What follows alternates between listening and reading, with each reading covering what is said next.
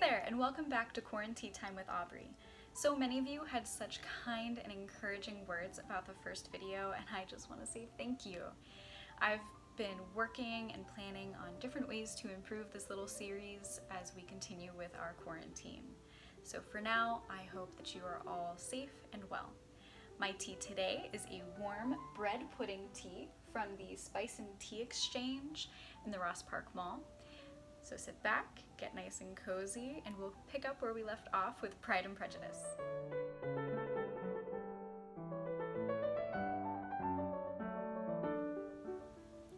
Chapter 4. When Jane and Elizabeth were alone, the former, who had been cautious in her praise of Mr. Bingley before, expressed to her sister just how very much she admired him. "He is just what a young man ought to be," said she. "Sensible, good-humored, lively, and I never saw such happy manners.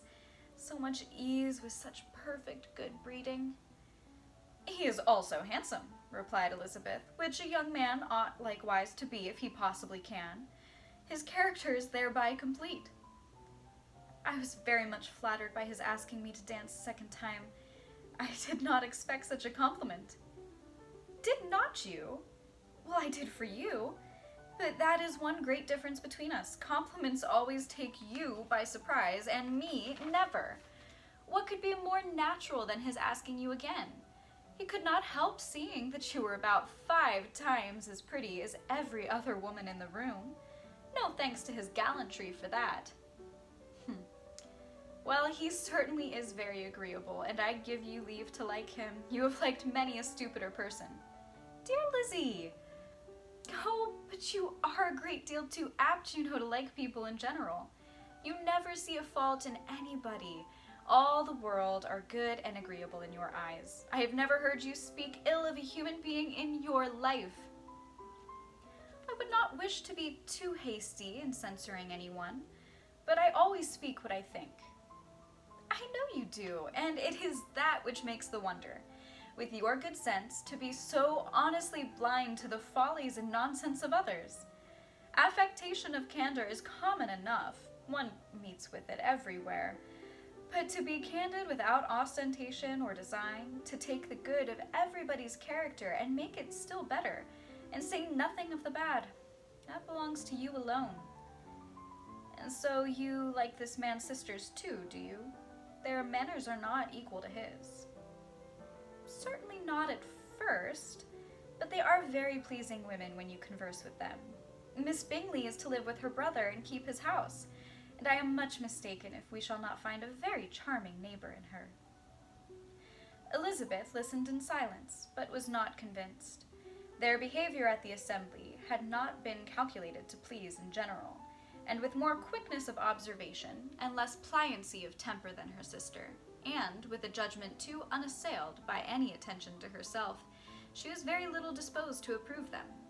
They were, in fact, very fine ladies, not deficient in good humor when they were pleased, nor in the power of making themselves agreeable when they chose it, but proud and conceited. They were rather handsome, had been educated in one of the first private seminaries in town, had a fortune of £20,000, and were in the habit of spending more than they ought, and of associating with people of rank, and were therefore in every respect entitled to think well of themselves, and meanly of others. They were of a respectable family in the north of England, a circumstance more deeply impressed on their memories than that their brother's fortune and their own had been acquired by trade. Mr. Bingley inherited property to the amount of nearly £100,000 from his father, who had intended to purchase an estate, but did not live to do it. Mr. Bingley intended it likewise, and sometimes made choice of his county, but as he was now provided with a good house and the liberty of a manor, it was doubtful to many of those who best knew the easiness of his temper whether he might not spend the remainder of his days at Netherfield and leave the next generation to purchase. His sisters were anxious for his having an estate of his own, but though he was now only established as a tenant, Miss Bingley was by no means unwilling to preside at his table, nor was Mrs. Hurst, who had married a man of more fashion than fortune, less disposed to consider his house as her home when it suited her. Mr. Bingley had not been of age 2 years when he was tempted by an accidental recommendation to look at Netherfield House. He did look at it and into it for half an hour, was pleased with the situation and principal rooms, satisfied with what the owner said in its praise, and took it immediately. Between him and Darcy there was a very steady friendship, in spite of great opposition of character. Bingley was endeared to Darcy by the easiness, openness, and ductility of his temper, though no disposition could offer a greater contrast to his own, and though with his own he never appeared dissatisfied. On the strength of Darcy's regard, Bingley had the firmest reliance, and of his judgment the highest opinion. In understanding, Darcy was the superior. Bingley was by no means deficient, but Darcy was clever. He was at the same time haughty, reserved, and fastidious, and his manners, though well-bred, were not inviting. In that respect his friend had greatly the advantage. Bingley was sure of being liked wherever he appeared. Darcy was continually giving offence. The manner in which they spoke of the Meryton Assembly was sufficiently characteristic. Bingley had never met with more pleasant people or prettier girls in his life. Everybody had been most kind and attentive to him. There had been no formality, no stiffness. He had soon felt acquainted with all the room, and as to Miss Bennet, he could not conceive an angel more beautiful.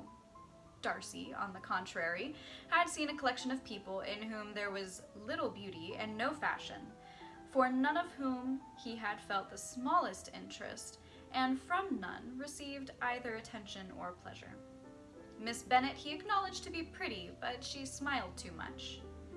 Mrs. Hurst and her sister allowed it to be so, but still they admired her and liked her, and pronounced her to be a sweet girl, and one whom they would not object to know more of. Miss Bennet was therefore established as a sweet girl, and their brother felt authorized by such commendation to think of her as he chose.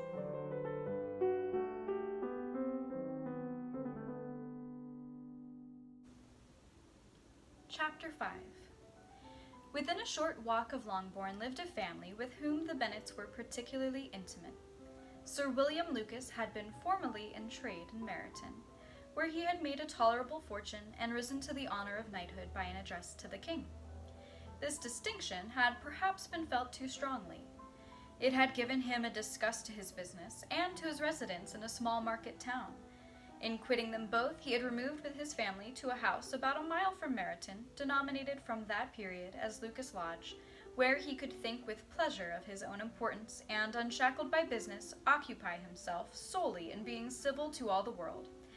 For though elated by his rank, it did not render him supercilious. On the contrary, he was all attention to everybody. By nature inoffensive, friendly, and obliging, his presentation at St. James's had made him courteous. Lady Lucas was a very good kind of woman, not too clever to be a valuable neighbor to Mrs. Bennet. They had several children. The eldest of them, a sensible, intelligent young woman, about 27, was Elizabeth's intimate friend. That the Miss Lucases and the Miss Bennets should meet to talk over the ball was absolutely necessary, and the morning after the assembly brought the former to Longbourn to hear and to communicate. "You began the evening well, Charlotte," said Mrs. Bennet with civil self-command to Miss Lucas. "You were Mr. Bingley's first choice." "Yes, but I think he seemed to like his second choice better." "Oh, you mean Jane, I suppose, because he danced with her twice. To be sure, that did seem as if he admired her. Indeed, I rather believe he did. I heard something about it, but I hardly know what. Something about Mr. Robinson?" "Perhaps you mean what I overheard between him and Mr. Robinson. Did I not mention it to you? Mr. Robinson's asking him how he liked our Meryton assemblies, and whether he did not think there were a great many pretty women in the room, and which he thought the prettiest, and his answering immediately to the last question, 'Oh, the eldest Miss Bennet, without a doubt. There cannot be two opinions on that point.'" "Upon my word, well, that is very decided indeed. That does seem as if, but however, it may all come to nothing, you know." "My overhearings were more to the purpose than yours, Eliza," said Charlotte. Mr. Darcy is not so well worth listening to as his friend, is he? Poor Eliza. To be only just tolerable. I beg you would not put it into Lizzie's head to be vexed by his ill treatment, for he is such a disagreeable man that it would be quite a misfortune to be liked by him. Mrs. Long told me last night that he sat close to her for half an hour without once opening his lips. Are you quite sure, ma'am? Is there not a little mistake? Said Jane.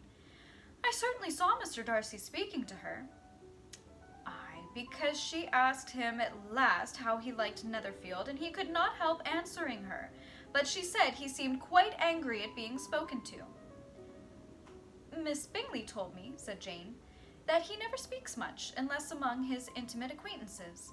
With them he is remarkably agreeable. I do not believe a word of it, my dear. If he had been so very agreeable, he would have talked to Mrs. Long. But I can guess how it was. Everybody says that he is eat up with pride, and I dare say he heard somehow that Mrs. Long does not keep a carriage, and had come to the ball in a hack chaise. I do not mind his not talking to Mrs. Long, said Miss Lucas, but I wish he had danced with Eliza. Another time, Lizzie, said her mother, but I would not dance with him if I were you. I believe, ma'am, I may safely promise you never to dance with him. His pride, said Miss Lucas, does not offend me so much as pride often does, because there is an excuse for it. One cannot wonder that so very fine a young man, with family, fortune, everything in his favor, should think highly of himself. If I may so express it, he has a right to be proud. That is very true, replied Elizabeth, and I could easily forgive his pride if he had not mortified mine. Pride, observed Mary, who piqued herself upon the solidity of her reflections, is a very common failing, I believe. By all that I have ever read, I am convinced it is very common indeed, that human nature is particularly prone to it, and that there are very few of us who do not cherish a feeling of self-complacency on the score of some quality or other, real or imaginary. Vanity and pride are different things, though the words are often used synonymously. A person may be proud without being vain. Pride relates more to our opinion of ourselves, vanity to what we would have others think of us. Well, if I was as rich as Mr. Darcy, cried a young Lucas, who came with his sisters, I should not care how proud I was. I would keep a pack of foxhounds and drink a bottle of wine a day. Then you would drink a great deal more than you ought, said Miss Bennet. And if I were to see you at it, I should take away your bottle directly. The boy protested that she should not, and she continued to declare that she would, and the argument only ended with the visit. Chapter 6. The ladies of Longbourn soon waited on those of Netherfield. The visit was soon returned in due form. Miss Bennet's pleasing manners grew on the good will of Mrs. Hurst and Miss Bingley, and though the mother was found to be intolerable, and the younger sisters not worth speaking to, a wish of being better acquainted with them was expressed towards the two eldest.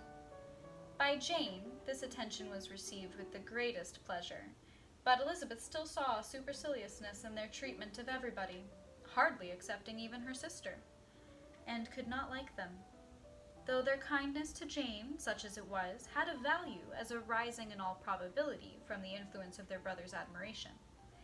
It was generally evident whenever they met that he did admire her, and to her it was equally evident that Jane was yielding to the preference which she had begun to entertain for him from the first.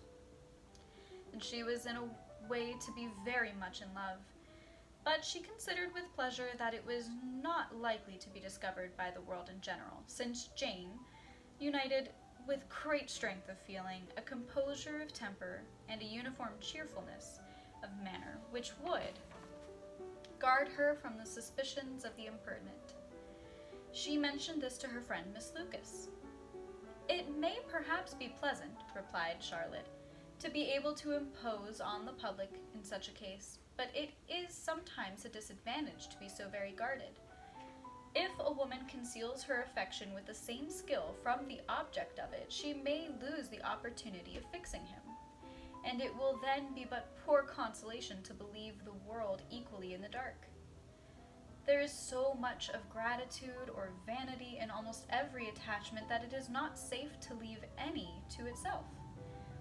We can all begin freely, a slight preference is natural enough, but there are very few of us who have heart enough to be really in love without encouragement. In 9 cases out of 10, a woman had better show more affection than she feels. Bingley likes her sister, undoubtedly, but he may never do more than like her if she does not help him on. But she does help him on, as much as her nature will allow. If I can perceive her regard for him, he must be a simpleton indeed not to discover it too. Remember, Eliza, that he does not know Jane's disposition as you do. But if a woman is partial to a man and does not endeavor to conceal it, he must find it out. Perhaps he must if he sees her enough. But though Bingley and Jane meet tolerably often, it is never for many hours together, and as they always see each other in mixed parties, it is impossible that every moment should be employed in conversing together. Jane should therefore make the most of every half hour in which she has command of his attention. When she is secure of him, there will be more leisure for falling in love as much as she chooses. Your plan is a good one, replied Elizabeth, where nothing is in question but the desire of being well married, and if I were determined to get a rich husband or any husband, I dare say I should adopt it. But these are not Jane's feelings. She is not acting by design. As yet she cannot even be certain of the degree of her own regard, nor of its reasonableness. And she has known him only a fortnight. She danced with four dances with him at Meryton.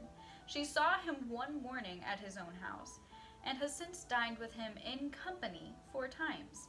This is not quite enough to make her understand his character. Not as you represent it. Had she merely dined with him, she might only have discovered whether he had a good appetite. But you must remember that 4 evenings have also been spent together, and 4 evenings may do a great deal. Yes, these 4 evenings have enabled them to ascertain that they both like games better than commerce, but with respect to any other leading characteristic, I do not imagine that much has been unfolded. Well, said Charlotte, I wish Jane success with all my heart, and if she were married to him tomorrow, I should think she had a good chance of happiness, as if she were to be studying his character for a 12-month. Happiness in marriage is entirely a matter of chance. If the dispositions of the parties are ever so well known to each other, or ever so similar beforehand, it does not advance their felicity in the least. They always continue to grow sufficiently unlike afterwards to have their share of vexation, and it is better to know as little as possible of the defects of the person with whom you are to pass your life. You make me laugh, Charlotte, but it is not sound. You know it is not sound, and that you would never act in this way yourself. Occupied in observing Mr. Bingley's attentions to her sister, Elizabeth was far from suspecting that she was herself becoming an object of some interest in the eyes of his friend. Mr. Darcy had at first scarcely allowed her to be pretty. He had looked at her without admiration at the ball, and when they next met, he looked at her only to criticize.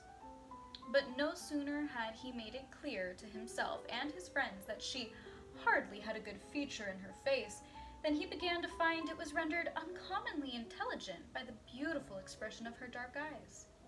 To this discovery succeeded some others equally mortifying. Though he had detected with a critical eye more than one failure of perfect symmetry in her form, he was forced to acknowledge her figure to be light and pleasing. And in spite of his asserting that her manners were not those of the fashionable world, he was caught by their easy playfulness. Of this she was perfectly unaware. To her, he was only the man who made himself agreeable nowhere, and who had not thought her handsome enough to dance with. He began to wish to know more of her, and as a step towards conversing with her himself, attended to her conversation with others. His doing so drew her notice. It was at Sir William Lucas's, where a large party were assembled. "What does Mr. Darcy mean," said she to Charlotte, "by listening to my conversation with Colonel Forster?" "That is a question which Mr. Darcy only can answer. But if he does it any more, I shall certainly let him know that I see what he is about. He is a very satirical eye, and if I do not begin by being impertinent myself, I shall soon grow afraid of him." On his approaching them soon afterwards, though without seeming to have any intention of speaking, Miss Lucas defied her friend to mention such a subject to him, which immediately, provoking Elizabeth to do it, she turned to him and said, "Did you not think, Mr. Darcy, that I expressed myself uncommonly well just now when I was teasing Colonel Forster to give us a ball at Meryton?" "With great energy, but it is always a subject which makes a lady energetic." "You are severe on us." "It will be her turn soon to be teased," said Miss Lucas. "I am going to open the instrument, Eliza, and you know what follows." "You are a very strange creature by way of a friend, always wanting me to play and sing before anybody and everybody. If my vanity had taken a musical turn, you would have been invaluable, but as it is, I would really rather not sit down before those who must be in the habit of hearing the very best performers." On Miss Lucas's persevering, however, she added, "Very well, if it must be so, it must," and gravely glancing at Mr. Darcy. "There is a very fine old saying, which everybody here is of course familiar with. 'Keep your breath to cool your porridge,' and I shall keep mine to swell my song." Her performance was pleasing, though by no means capital. After a song or two, and before she could reply to the entreaties of several that she would sing again, she was eagerly succeeded at the instrument by her sister Mary, who, having in consequence of being the only plain one in the family, worked hard for knowledge and accomplishments, was always impatient for display. Mary had neither genius nor taste, and though vanity had given her application, it had given her likewise a pedantic air and conceited manner, which would have injured a higher degree of excellence than she had reached. Elizabeth, easy and unaffected, had been listened to with much more pleasure, though not playing half so well, and Mary, at the end of a long concerto, was glad to purchase praise and gratitude by Scotch and Irish airs at the request of her younger sisters, who, with some of the Lucases and 2 or 3 officers, joined eagerly in dancing at one end of the room. Mr. Darcy stood near them in silent indignation at such a mode of passing the evening, to the exclusion of all conversation, and was too much engrossed by his thoughts to perceive that Sir William Lucas was his neighbor, until Sir William thus began. "What a charming amusement for young people this is, Mr. Darcy. There is nothing like dancing after all. I consider it as one of the finest refinements of polished society." "Certainly, sir, and it has the advantage of also being in vogue amongst the less polished societies of the world. Every savage can dance." Sir William only smiled. "Your friend performs delightfully," he continued after a pause, on seeing Bingley join the group. "And I doubt not that you are an adept in the science yourself, Mr. Darcy." "You saw me dance at Meryton, I believe, sir." "Yes, indeed, and received no inconsiderable pleasure from the sight. Do you often dance at St. James's?" "Never, sir." "Do you not think it would be a proper compliment to the place?" "It is a compliment which I never pay to any place if I can avoid it." "You have a house in town, I conclude?" Mr. Darcy just bowed. "I had once some thought of fixing in town myself, for I am fond of superior society, but I did not feel quite certain that the air of London would agree with Lady Lucas." He paused in hopes of an answer, but his companion was not disposed to make any, and Elizabeth, at that instant moving towards them, he was struck with the action of doing a very gallant thing, and called out to her, "My dear Miss Eliza, why are you not dancing? Mr. Darcy, you must allow me to present this young lady to you as a very desirable partner. You cannot refuse to dance, I am sure, with so much beauty before you." And taking her hand, he would have given it to Mr. Darcy, who, though extremely surprised, was not unwilling to receive it, when she instantly drew back and said with some discomposure to Sir William, "Indeed, sir, I have not the least intention of dancing. I entreat you not to suppose that I moved this way in order to beg for a partner." Mr. Darcy, with grave propriety, requested to be allowed the honor of her hand, but in vain. Elizabeth was determined, nor did Sir William at all shake her purpose by his attempt at persuasion. "You excel so much in the dance, Miss Eliza, that it is cruel to deny me the happiness of seeing you. And though this gentleman dislikes the amusement in general, he can have no objection, I am sure, to oblige us for 1/2 hour." "Mr. Darcy is all politeness," said Elizabeth, smiling. "He is indeed, but considering the inducement, my dear Miss Eliza, we cannot wonder at his complaisance, for who would object to such a partner?" Elizabeth looked archly and turned away. Her resistance had not injured her with the gentleman, and he was thinking of her with some complacency when thus accosted by Miss Bingley. "I can guess the subject of your reverie." "I should imagine not." "You are considering how insupportable it would be to pass many evenings in this manner, in such society, and indeed I am quite of your opinion. I was never more annoyed. The insipidity, and yet the noise, the nothingness, and yet the self-importance of all those people. What would I give to hear your strictures on them?" "Your conjecture is totally wrong, I assure you. My mind was more agreeably engaged. I have been meditating on the very great pleasure which a pair of fine eyes in the face of a pretty woman can bestow." Miss Bingley immediately fixed her eyes on his face, and desired he would tell her what lady had the credit of inspiring such reflections. Mr. Darcy replied, "Miss Elizabeth Bennet." "Miss Elizabeth Bennet!" replied Miss Bingley. "I am all astonishment. How long has she been such a favourite, and pray, when am I to wish you joy?" "That is exactly the question which I expected you to ask. A lady's imagination is very rapid. It jumps from admiration to love, from love to matrimony in a moment. I knew you would be wishing me joy." "Nay, if you are serious about it, I shall consider the matter as absolutely settled. You will be having a charming mother-in-law indeed, and of course she will always be at Pemberley with you." He listened to her with perfect indifference, while she chose to entertain herself in this manner, and as his composure convinced her that all was safe, her wit flowed long. Alright, that's it for tonight, so thank you for joining us.